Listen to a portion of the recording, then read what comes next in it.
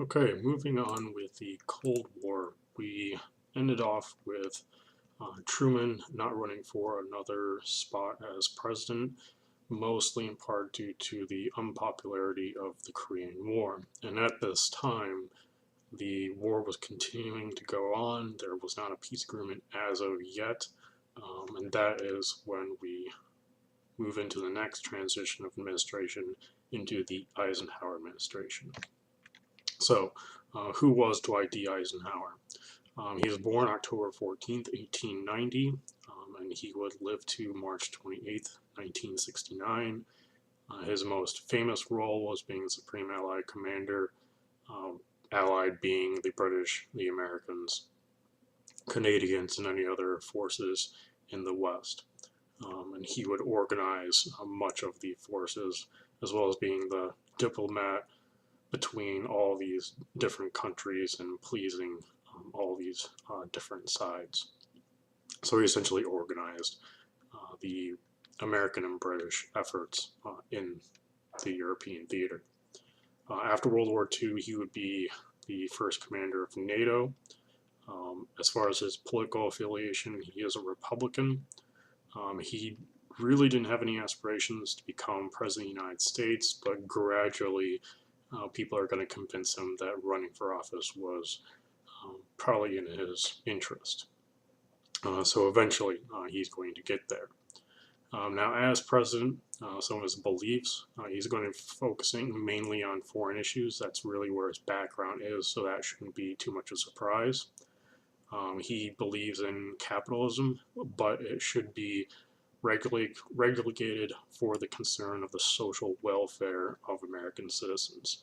He doesn't believe that it should really go into much of a greater capacity. He does believe that there should be a strong government in place to promote economic growth, productivity, and foreign trade. So very much a traditional sort of man in the view of politics. But he does believe that the United States should be fiscally responsible and restrain its fiscal spending, and you're going to see that with some of his issues as President of the United States. Now, as he was living through the 1930s and 40s, believed that President Roosevelt's New Deal pushed the United States a bit too far towards a social state.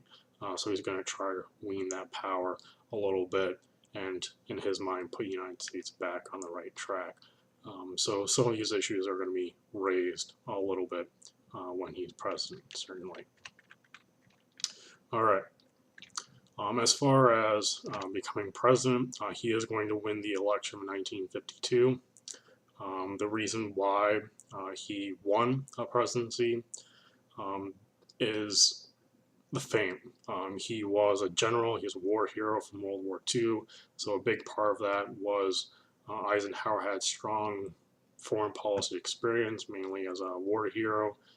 And he promised to end the Korean War, which, as I earlier mentioned, it had not officially ended yet.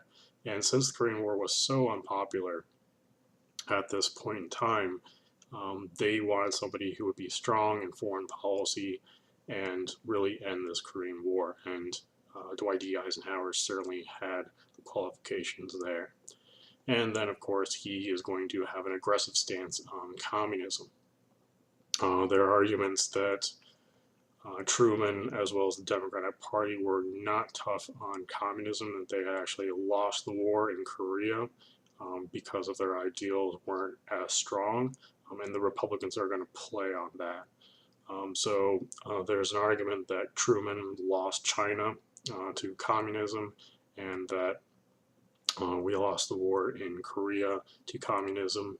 And it looked like communism and the Soviet Union were getting stronger during this period of time. And so they wanted somebody strong. And Eisenhower held that sort of perception that he was going to get tough on communism. So those are the main reasons why he wins this election. And he's going to win it with a 55% popular vote, 442 in the electoral vote. His competition is going to be Stevenson, who won 44% of the popular vote and 89 electoral college votes. All right, so as far as his foreign policy, as far as he stands on communism. He believes that the containment policy under President Truman was weak and defeatist. He believed that containment is really on the losing end of the fight against communism. He believes that you should be aggressive, you should roll back or defeat communism, not just let it be and let it, at least in the American mind of President Truman, he believed that it would just peter out, and Eisenhower didn't want to just wait it out. He wanted to tackle it head on, which is coming from his military background, certainly. Militaries don't just sit around and wait for the enemy to get tired and move on with their lives. What President Eisenhower is going to do is something he calls a rollback policy, which is basically where communism, he's going to tackle where communism is growing, where communism is actually there. He is going to try to convince the population that communism is bad, but he's also going to use military force and the CIA to help potentially eliminate communism in that part of the world. And he's going to back this mainly through the nuclear force, but I'll get to that in a little bit. He is the one who basically thinks up the idea of the domino theory, where if one region sympathizes or is communist, then the rest of the region will fall. The main region that we're talking about here is Vietnam. He believed that if communism were to take hold in Vietnam, then the rest of Southeast Asia would fall to communism. And this sort of idea is going to be passed on from president to administration all throughout the Cold War. All right. So taking those ideas in communism, this brings us to the nuclear force.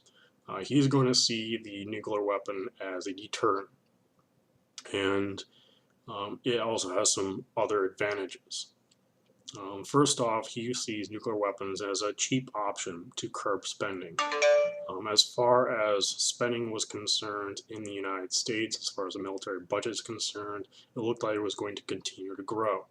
After World War II, they did downsize the military, but not a whole lot. The Army was pretty big, the Navy was still pretty big, and the Air Force now was growing. And he wanted to be fiscally responsible, and so he was looking for avenues in which to maintain a fiscally responsible America. He viewed nuclear weapons as a way to do that. Nuclear weapons are cheap. All you have to do is deploy it in a region. You can deploy it, at least at this period of time, solely by the Air Force, having a plane drop the bomb, very much like what was done in World War II with Japan. Later on, certainly in the 60s, you're going to see, and the 50s, the Army is going to obtain artillery-based nuclear weapons, and then later on, you're going to see the Navy in the 60s and 70s deploy them on submarines. But at this period of time, we only have the Air Force. So the Air Force, planes are cheap. That was the main reason why the United States built up its Air Force before and during World War II. It was a cheap option. It's very fast. It can go over any sort of borders, and that's something that the United States needed. Nuclear weapons, relatively cheap, as in consideration, you might have to need to send brigades or corps of army troops to deal with the Soviet Union. As far as nuclear weapons are concerned, you could have a couple planes with a couple nuclear warheads, nuke the Russians, and the war is over. So he's using nuclear weapons as a deterrent, but he also, as a military guy at this stage in the game, he views nuclear weapons as a tool, a grenade, a very big grenade, but nevertheless a tool to be used. So during his administration, there's going to be an increased production of nuclear weapons, and also aircraft, and the budget for the Air Force is going to grow, while at the same time the budget for the Army and the Marines is going to decline. Not for long, though.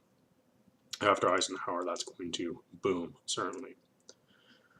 Also, he is going to threaten nuclear war wherever there is communism. So if he doesn't like what the Soviets are doing, he's going to basically threatened that he's going to nuke the Soviet Union. This is one tool that is used to, in a way, end the Korean War.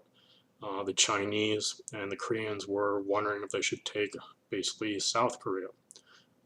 And Eisenhower is going to threaten nuclear force against them. He threatens nuclear weapons against the Chinese as well as the Koreans. That brings them to the table, and so they have these talks, and peace is finally established. So he does accomplish that goal, and that's why we have a North and South Korea to this day. All right. At the same time, the Soviet Union gets a new leader. Stalin dies in 1953. What happens after his death is you have several figures fighting for power. Eventually, Nikita Khrushchev is going to be the winner in this struggle. He is going to rise to power, and one of the first things he does is he denounces Stalin's policies and cruelty. He opens the doors and states what Stalin did. He talks about the labor camps, he talks about the gathering of communist leaders, as well as Jews and political prisoners, where they were sent, how they were killed, and so on and so forth. And so he's opening the book and saying, this is bad, this is not good, and he says we need to have a different path to greatness. So that was a really shocking to the Soviet people, certainly, but as well as the rest of the world. So it looks like the Soviet Union is opening a new page. But he also boasted the Soviet Union was a nuclear power, and it was building more weapons and was going to build as much and potentially greater amount of weapons than the United States, and they were also prepared to use it. So in a way, the Soviet Union and the United States are on the same path, and they have very similar leaders as far as foreign policy is concerned. All right.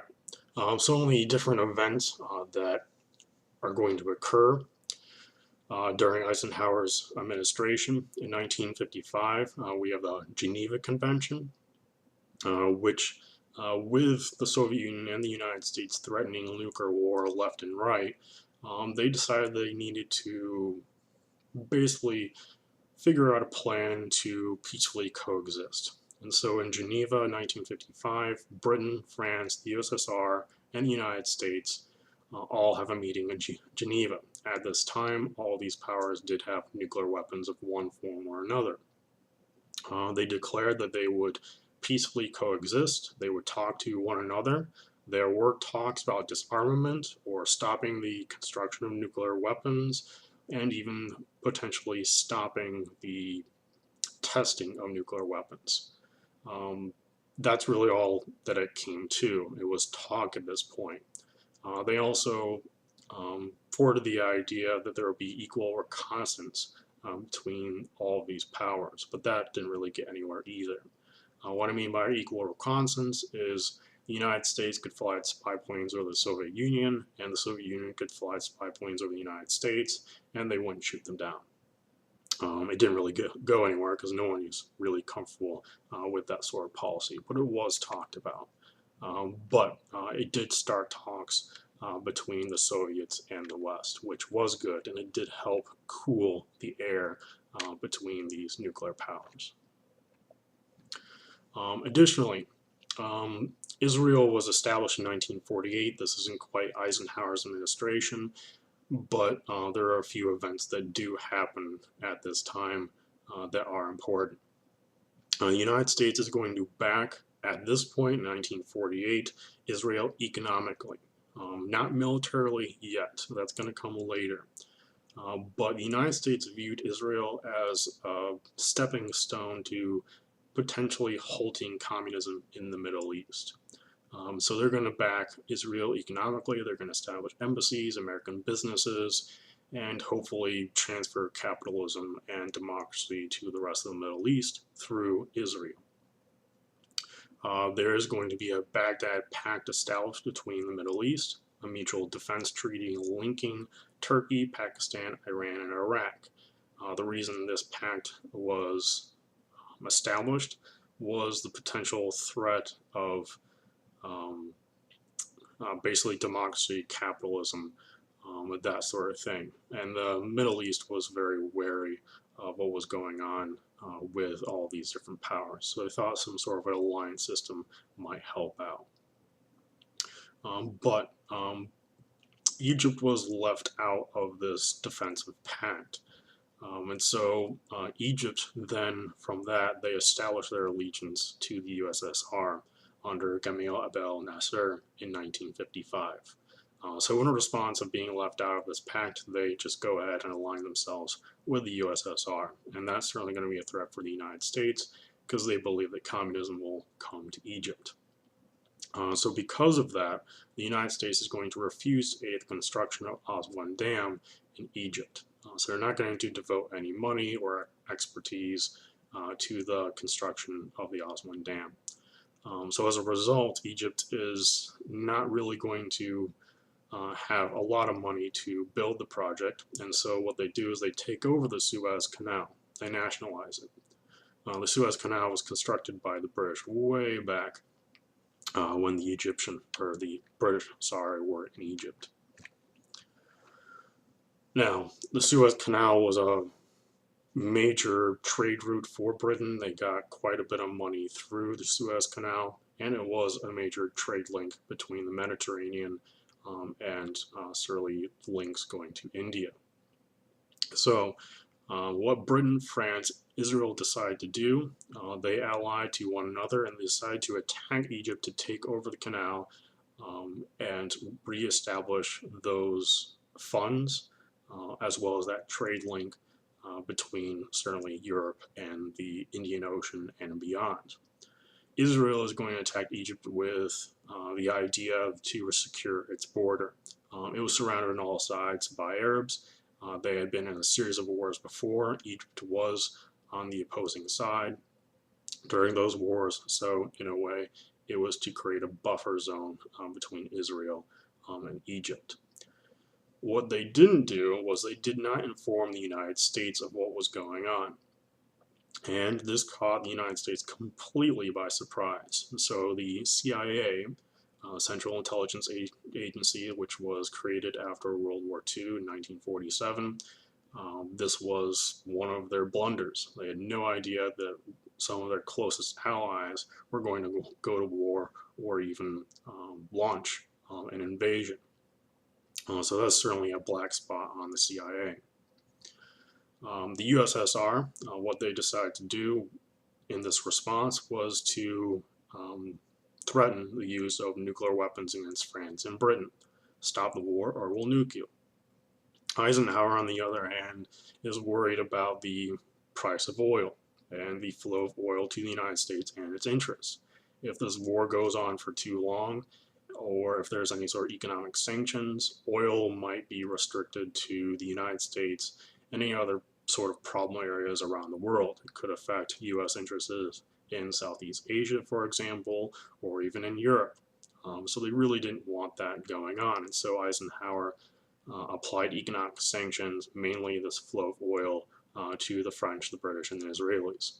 Because of that, Britain and France could not continue this war, and so the war ended.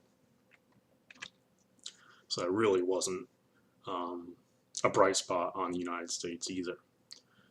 Now in 1957, we have the launching of Sputnik.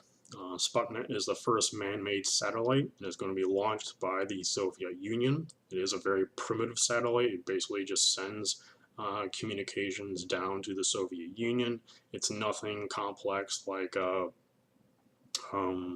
for example, GPS or a weather satellite or anything like that. It's mainly just a radio orbiting Earth. But its significance was if the Soviet Union can launch a satellite into space, they might be able to launch a nuclear weapon into space and potentially launch nuclear weapons at the United States or any of its allies in record time. Previously, they thought they might have a couple hours notice, but now potentially they might have zero notice that a nuclear weapon is being launched, and potentially they could have a space station with nuclear weapons, because at this point they really didn't consider space being a battlefield. So that certainly worried the West and as well as the United States. Um, it was certainly humiliating as well that the Soviets were able to do this before the United States, since they thought that they had superior science and superior um, infrastructure and economy as well. And so what this did was it sparked the creation of NASA to compete with the Soviet Union. And certainly in the 1960s will be the heyday of NASA. Then in 1960, we have what is called the U-2 incident. The U-2 is a spy plane that can fly something like 60,000 feet up in the sky. It takes photographs on the ground. And ideally, what the Americans thought was it flew so high that anti-aircraft guns or missiles would not be able to hit it. Unfortunately, in 1960, the Soviet Union did shoot it down with a ground-to-air missile. So that was proved wrong quite quickly. So they shot down the spy plane, and they claimed that they had the pilot. President Eisenhower and the Americans said they were lying. This, of course, is false propaganda by the Soviet Union. And then they put him on TV. It was the CIA pilot that was flying the U-2 spy plane. His name was Francis Gary Powers. He was supposed to commit suicide and not be captured. All these agents were told to do so. He, of course, did not. So he was captured by the Soviets. The Soviets demanded that President Eisenhower apologize. He was refusing to apologize. And of course, this really didn't help American relations. Francis Gary Powers is going to remain in the Soviet Union as a prisoner until the 1960s. A little bit later, they have an exchange of spies. And so he will be eventually let free. And then finally, we have Berlin in 1960. For quite some time, certainly since the 1940s, 50s, and now into 1960, there was massive immigration from East to West Germany. Basically, Germans were coming in from East Germany. They were going to Berlin, which is in East Germany, and then they were flying on aircraft to West Germany. So there was a massive drain of basically brain power, scientists, business people, inventors, and many other different people in Germany flying to the West. And the Soviet Union demanded that the West give up their portion of Berlin to stop this. Of course, the Western nations, the United States, Britain, and France refused to do this. And so what Khrushchev decided to do was build the Berlin Wall, separating East and West Berlin. This wall is going to be established. It's going to have guard towers. There's going to be orders to shoot anybody trying to get across. Some people do get across during the construction phase, but once this wall is constructed, very few people actually get from East to West Germany. And this wall is going to remain until 1989. So through those series of foreign policy issues, you can see the United States isn't doing particularly well. Now, as far as Vietnam is concerned, I'm going to deal more with that when we get to Kennedy. But that is certainly a major issue with Eisenhower. He's going to start some of the groundwork, but it really starts getting moving when we get to President Kennedy. Essentially, what Eisenhower is going to do is bankroll the French as they try to maintain control over Vietnam. So this is mainly a French phase. It's just the United States bankrolls their entire operation. But once again, we'll get to that major escalation when we get to President Kennedy. Now, as far as his domestic policies are concerned, there's a couple major ones that he is responsible for. We have the Federal Highway Act in 1956. The main motivation for this highway project, it was modeled off of the Autobahn that Eisenhower saw in Germany, that Germans used throughout the 1930s and 40s. The main motivation was to improve infrastructure, provide jobs. You're going to need a lot of people to build a highway network all throughout the United States. So that would secure jobs, certainly in the foreseeable future. And then finally, military transportation. If there is a war with the Soviet Union, they want a reliable transportation network to transport tanks or men, planes, whatever, from one end of the country to the other. This project is going to cost $30 billion. It's going to build about 41,000 miles. So you see a lot of jobs. This is going to be when the United States is very navigatable. Transportation is going to be a huge thing, and this is going to certainly help Americans settle in the West, the Mideast, the Southeast, all portions of the United States.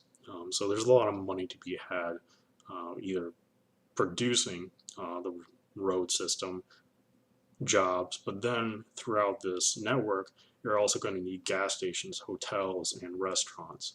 So this is really going to encourage a lot of businesses to crop up around these highway networks. This is why you see gas stations every 20 some miles. You're also going to see fast food like McDonald's start to spring up all along the highways as well. So whenever you're driving down the interstate, keep that in mind.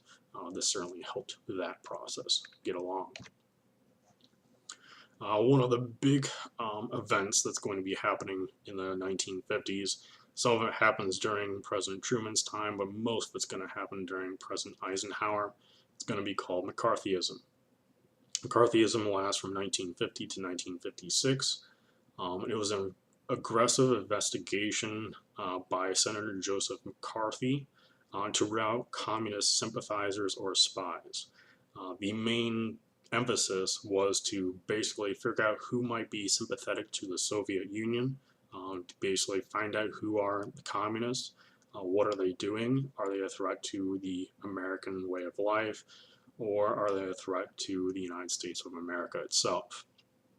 The primary targets are going to be public servants, senators, government officials, teachers, also entertainers, people in Hollywood. Now, at first, he did have quite a bit of success. He did go after some of these people, and the consequences of these investigations was basically some of them lost their jobs. Some of them, even if they weren't guilty, were basically ostracized by their company or their place of employment, so they left the jobs anyway. And of course, some people were imprisoned if they were found guilty. But this basically creates a trend of social hysteria or paranoia. If you remember from early American history, the Salem witch trials, essentially it's the same thing going on. If they believe somebody is being more successful or they don't like a particular individual, they might just slip a note that maybe they're communists. Maybe that's why they have more stuff or a brand new car, a new house, or being successful. So they could slip a note and they might be investigated by Joseph McCarthy. Not many people in the beginning were really going to challenge McCarthy because it was all the rage to appear less and less communist. If you basically backed up an individual saying, hey, he's not a communist, she's not a communist, they're not a threat to the United States, then you might be accused of being a communist sympathizer as well. And so it just has a chain effect where everyone might be impacted. With the invention and advent of TV, TV was becoming more and more popular. TVs were more populous in many of the homes within the United States. And so they started broadcasting these trials that he had, investigations. They even did a documentary where journalists would ask questions to McCarthy. And basically TV revealed that he was pretty much a bully. And essentially from that point, the American public did not care for McCarthy much anymore. His fame and his effect was declining. And so by December 1954, Ralph Flanders passed a censure to basically cut off any sort of exposure for McCarthy. He could not participate, and it did win by 67-22. McCarthy would accuse these members of being communists themselves, which only just hurt his image as well. In 1957, he is going to unfortunately die due to alcoholism. After he lost his power, he started drinking quite excessively, and then he is going to die due to that. He did have a very short run. He did investigate quite a few people, ruined a lot of people's lives in the process. Some people immigrated to Europe, for example, and got away. And some people are still fighting to have their names cleared. But many names are going to be cleared in the decades after this process. But it's not going to be until you get to the 1970s and onward that these names are going to be cleared. It was a very slow process. Then finally we have the civil rights, at least the beginning of it. Now, with the Brown versus Board of Education in 1954, Supreme Court is going to announce that segregated schools are unconstitutional. This position is going to be fairly unpopular in the South. Now, certainly there is some resistance in the North as well as the South, but most of the resistance is going to be in the South. I don't want to give an image that the North was completely okay with it and there were no problems in the North. There certainly were. It just wasn't nearly as dramatic as what was going on in the South. So, for example, the most famous incident is going to be Arkansas Governor Fabius is going to call upon the National Guard to prevent the African American students from entering the schools, the main one being Little Rock High School. Now, President Eisenhower really didn't have too much of a thought on civil rights. He really didn't want to get involved whatsoever. But when Governor Fabius announced that the National Guard was going to prevent African Americans from entering the schools, this was illegal since this was now lawful. The President Truman, as well as President Eisenhower, had desegregated the military, and now this law had been passed that it was unconstitutional. President Eisenhower is going to uphold the law. And so what he does is he takes over the National Guard, he federalizes it, and he deploys the 101st Airborne to ensure that the law is obeyed. And so the students are going to be escorted by the 101st Airborne into the classroom, and they're going to stay there until the commotion dies down. And eventually the southern states, as well as the northern states, will go along with the law. But of course, shortly after this period in 1954, there's going to be the major push for desegregation in society, as well as a major push for civil rights. But that mainly comes in the time of certainly Kennedy and Johnson. But this is essentially what President Eisenhower did during his term. And that's essentially where we're going to leave civil rights off at this point. That's essentially what President Eisenhower did during his term. Very quick, very rapid, a little bit. There certainly are a lot of different issues we can discuss, but I wanted to keep this short and to the point. Hope you enjoyed it. Thanks.